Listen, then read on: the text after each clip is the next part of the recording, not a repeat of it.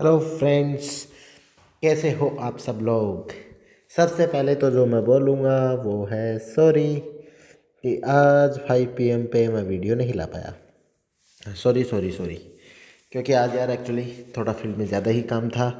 लेकिन कोई नहीं, 5 बजे वीडियो आना चाहिए, 5 PM पे नहीं तो 5 AM पे आपके पास ये वीडियो ज़रूर पहुंच जाएगा। रात के कितने बज रहे हैं? 11:54 बज रहे हैं, तो 5 AM पे आपके पास वीडियो ये ज़रूर पहुंच जाएगा। तो हमारा क्या चल रहा था, सीक्रेट्स ऑफ सुपर स्टूडेंट, जो हमने आज से 6 दिन पहले स्टार्ट किया था। और उस दिन हमने एक प्रॉमिस किया था कि 21 डेज़ के अंदर आपके अंदर कुछ चेंजेस ला के रहूँगा।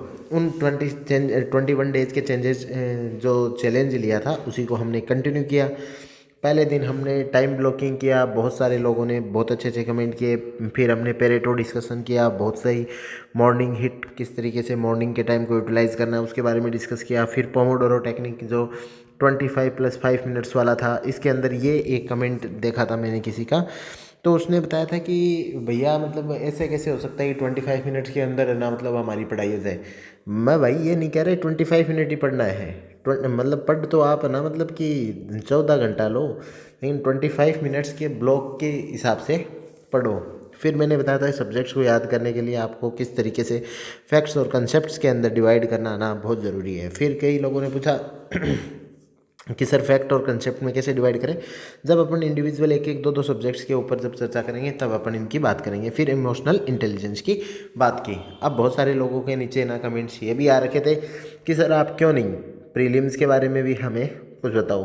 तो बिल्कुल काम चल रहा है प्रीलिम्स के अंदर हमारे। जब जब 15 वीक्स का एक हम चैलेंज लेके आएंगे, जिसमें हर वीक में आपको एक चैलेंज दिया जाएगा, जिसके बेसिस पे आपको ना मतलब तैयारी करनी है। उस चैलेंज में ऐसा कुछ भी नहीं होगा कि आपको मैं बोलूँगा हिस्ट्री पढ़ो, ये मैं बोलूँगा इतनी क्वांटिटी में पढ़ो, चाहे वो हिस्ट्री पढ़ो, चाहे ज्योग्राफी पढ़ो, इन्वायरमेंट पढ़ो, वो इंडिविजुअली सब पढ़ेंगे। तो वो 15 वीक का एक चैलेंज लेके आएंगे अपन प्रीलिम्स के लिए। और फिर प्रीलिम्स के कुछ डाउट्स होते हैं और उन डाउट्स को सॉल्व करने के लिए कुछ गोल्डन रूल्स होते हैं। तो हम वो भी ना जो गोल्डन 21 जो रूल्स हैं उनके ऊपर भी डिस्कशन करेंगे। आप सभी लोग बताओगे कि ना आपको गोल्डन रूल्स कैसे लगे हैं और आपको उनकी ज़रूरत है या नहीं है, तो वो बताओगे तो उसके हिसाब से हम स्टार्ट करेंगे। अब आपका सबसे पहले देखते हैं कि हम आपके प्यारे प्यारे comments. I can feel the change in my self, I can feel की स्पेलिंग से लिखो। तो ठीक है, थैंक यू कि आप पे मतलब आपको अच्छा लग रहा है, तो इस चीज़ को मतलब आप बहुत अपना यूटिलाइज़ कीजिए, बहुत यूज़फुल है। Thank you. मैं काफ़ी चेंजेस हैं, भगवान आप ही अरे ठीक है। मतलब जो सभी लोग यदि चेंजेस महसूस कर रहे हैं तो जो 21 डेज़ में ना आप सोचो कितना अच्छा चैलेंज महसूस करोगे। और जो 7 डेज़ से पहले हमने जो प्रण लिया था मतलब वो काफ़ी सही डायरेक्शन में जा रहा है। Sir I have been doing the same mistake, ठीक है। आपने ना मतलब ये एक्सेप्ट किया ना कि आपकी ये मिस्टेक है, तो अब ये आपकी जब मिस्टेक को हम एक्सेप्ट कर लेते हैं तो सुधार हो जाता है। क्योंकि उस वीडियो में मैंने बोला था जो जो ये मिस्टेक कर रहे हैं वो उस मिस्टेक को कमेंट सेक्शन में लिखेंगे, ताकि जब वो उनको ये रियलाइज़ हो जाएगा कि ये मिस्टेक कर रहे हैं तो वो उसमें सुधार भी कर लेंगे। लेकिन अपने अंदर एक ह्यूमन के अंदर जो ये चीज़ एग्जिस्ट करती है ना, वो बहुत सारे लोगों में एग्जिस्ट करती है। क्योंकि देखो उसको वीडियो को तो देखा होगा 10-12 हज़ार लोगों ने तो मिनिमम देखा होगा, ठीक है। उसमें से मतलब कि केवल है ना मतलब कि 100 आदमी एक्सेप्ट कर रहे हैं कि हाँ ये मिस्टेक हमने की है, तो मतलब बाकी लोग ये चीज़ मान रहे हैं कि वो मतलब नहीं कर रहे। तो यदि यदि नहीं कर रहे तो बहुत ही बढ़िया बात है, इन करने के बाद भी नहीं कर रहे तो वो गलत बात है। रोशनी ने कहा है कि कल इवनिंग में ही देखी थी, फिर आज सारी ख़त्म कर दी। मुझे बहुत सारी गलतियाँ समझ में आ गई, इतना अच्छा गाइड करने के लिए। लेकिन ये गलत चीज़ है कि आप सारी वीडियो एक साथ देख रहे हो, ये नहीं करना चाहिए। मैं कभी भी किसी भी एक वीडियो के लिए नहीं सजेस्ट करूँगा, आपको एक एक के बाद करना चाहिए। ये सर रियलाइज कि अब मतलब कि आपको ज़्यादा कॉन्फिडेंस आता है, क्लियरिटी है, ठीक है। थैंक यू आप सभी के प्यारे प्यारे कमेंट्स के लिए। अब चलो मैं आपसे एक बात और पूछना चाहूँगा। सभी लोग ना मतलब कि अलग अलग नाम से मुझे बोलते हैं कि एक तो ना मतलब बोलते हैं कि गौरव भैया बोलते हैं, ठीक है। कुछ लोग मेरे को गौरव सर बोलते हैं और कुछ है ना गौरव गुरुदेव बोलते हैं, ठीक है।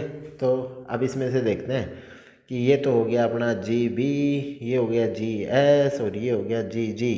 अब आप बताओगे इसमें से ना मतलब कि कौन सा ज़्यादा मतलब कि सही है, ठीक है। और कुछ लोग ये भी बोलते हैं ना बुढ़ानिया सर, और फिर इसके भी अपन बुढ़ानिया भाई भैया, है ना। तो ये क्या हो गया, BS BB। अब इसमें से आप सब लोग बताओगे कि इसमें से ना मतलब कि कौन सा मतलब कि नाम आपके दिमाग में आता है। जैसे ही नाम सुनते हो ना तो आपके दिमाग में कौन सा नाम ना करता है, या फिर कोई अदर नेम कोई हो तो वो भी यहाँ पे बता सकते हो। तो बढ़ते हैं हम आज के कंसेप्ट नंबर 7 की तरफ। कंसेप्ट नंबर 7 है, सीक्रेट नंबर 7 है, डे नंबर 7 है। ये है कि वो लोग जानते हैं कि कंसिस्टेंसी जो होती है वो इंटेंसिटी से ज़्यादा मैटर करती है। अब देखो मैं आपको बताता हूँ, इस एग्ज़ाम के लिए हमेशा ये चीज़ कहा जाती है कि ये एग्ज़ाम एक मैराथन है, ठीक है। और लगभग इंडिया के अंदर जितनी भी एग्ज़ाम है वो 1 साल की ड्यूरेशन के अंदर होती हैं। तो ये सभी जो एग्ज़ाम होती है ना वो मैराथन होती हैं। ये स्प्रिंट नहीं है कि आप ना ये सोच रहे हो कि 100 मीटर की रेस है, एक साथ भाग लेता हूँ। इससे क्या होता है कि आप बर्न आउट हो जाते हो। क्या हो जाते हो, बर्नआउट। और ये स्पेशली एडवाइस है जो 2024 के बाद के अटेम्प्ट दे रहे हैं, जैसे 2025, 2026, जैसे 2027। ये वाले जो अटेम्प्ट देने वाले जो लोग हैं, आगे वाले लोग, उन लोगों के लिए मैं ये कहना चाहता हूँ कि आप है ना अभी से ऐसा नहीं कि सर मैं 14 घंटे पढ़ लूँ, 15 घंटे पढ़ लूँ। ऐसे आप यदि 1 मंथ भी पढ़ लिए ना तो आप क्या हो जाओगे, बर्न आउट हो जाओगे। इसलिए हमेशा आपके अंदर जो भी कुछ आपको ना मतलब कि पढ़ना है ना, मतलब ये कंसिस्टेंसी, मतलब आप ये चीज़ इंश्योर कीजिए, अपने आप सारी चीज़ें ना मतलब इस एग्ज़ाम में ठीक हो जाएंगी। ये चीज़ है ना मतलब इसमें बोलते हैं कि हार्ड वर्क है ना वो मतलब कि आपकी इंटेलिजेंसी को ना, इंटेलिजेंट आदमी है ना उससे भी ना हार्ड वर्क ज़्यादा इंपॉर्टेंट है, specially when it comes to the UPSC. क्योंकि यूपीएससी कितना लंबा है ना कि इंटेलिजेंट आदमी ना अपने आप को जनरली बर्न आउट कर लेता है उस प्रिपरेशन के अंदर। तो कंसिस्टेंसी, यदि आप मानिए कि 5 आवर्स भी पर डे पढ़ रहे हैं ना तो उसको आप 365 डे के लिए ना आप मेंटेन कर लीजिए। आप मान लिए कि जो ना मतलब कि एग्ज़ाम मतलब कि कुछ लोग जो 10 से 15 घंटे डेली पढ़ रहे हैं ना, मतलब डेली इन द सेंस वो डेली इसको पढ़ नहीं पाएंगे। इंटेंसिटी आप 5 दिन कर लोगे, 10 दिन कर लोगे, 20 दिन कर लोगे, नहीं होता। यदि फिर भी कोई लोग बोलते हैं कि मैं 10 से 15 घंटे पढ़ रहा हूँ तो उनको बोलो कि इफेक्टिव आवर्स निकालो अपने। इफेक्टिव आवर्स क्या होते हैं, जैसे कि मैं ना पढ़ने बैठा 9 बजे से बैठा मैं, ठीक है। 9 बजे से मैंने ना 9:30 तक पढ़ लिया, फिर है ना मैंने फ़ोन चला लिया, फिर मैं ना पानी पीने चला गया, फिर मैं चाय पीने चला गया, फिर आके थोड़ा सा मैंने पढ़ लिया, फिर मैंने दोस्तों से बात कर ली, मैं ये कर लिया, फिर ऐसे ऐसे कर हो गए 12:30। अब आप सोचोगे मैं 3:30 पढ़ा हूँ, मतलब 3.5 घंटे पढ़ लिया, लेकिन उसमें इफेक्टिव आवर है ना केवल 1 आवर स्टडी का हुआ। तो ये जो इफेक्टिव आवर है ना ये बड़े कम होते हैं। और जब आप है ना मतलब कि कंसिस्टेंसी के साथ आप लगे रहते हो ना कि 5, 6, 7, 8, वो आपकी इफ़ेक्टिविटी के ऊपर, मतलब वो आपकी मतलब पोटेंशियल के ऊपर डिपेंड करता है कि आप कितना कंसिस्टेंटली मतलब उसमें कितने घंटे तक पढ़ सकते हो। तो कभी भी अपने आप को बर्नआउट मत करो।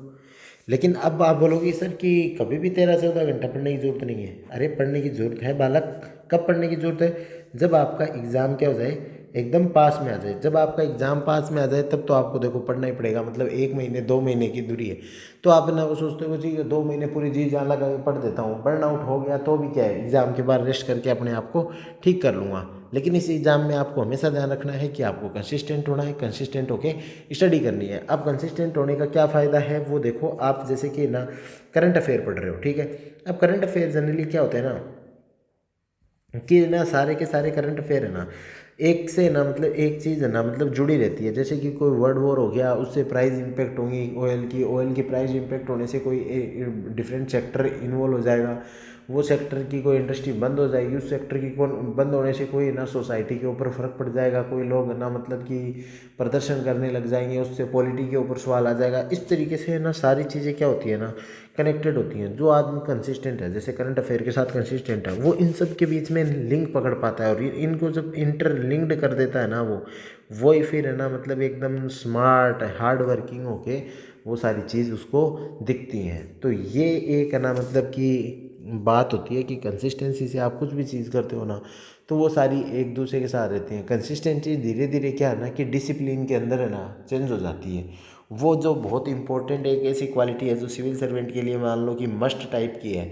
तो आपको ना इस चीज़ के ऊपर आज से ही ध्यान देना है कि कभी भी अपने आप को ऐसे बर्नआउट मत करो, कंसिस्टेंट चलो, कंसिस्टेंसी को डिसिप्लिन के अंदर बदलो और फिर आप पढ़ते रहो। तो ये चीज़ मुझे लगता है कि आप सब लोग फॉलो करोगे ना तो आपको ना मतलब कि बहुत ही फ़ायदा होगा। तो आज का जो अपना 7वें नंबर का जो प्रिंसिपल है वो है कंसिस्टेंसी। अब इस पे आप काम करोगे ना तो आपको बहुत ज़्यादा फ़ायदा होगा। चलो मिलते हैं नेक्स्ट वीडियो में, तब तक सभी को जय हिंद, बाय बाय।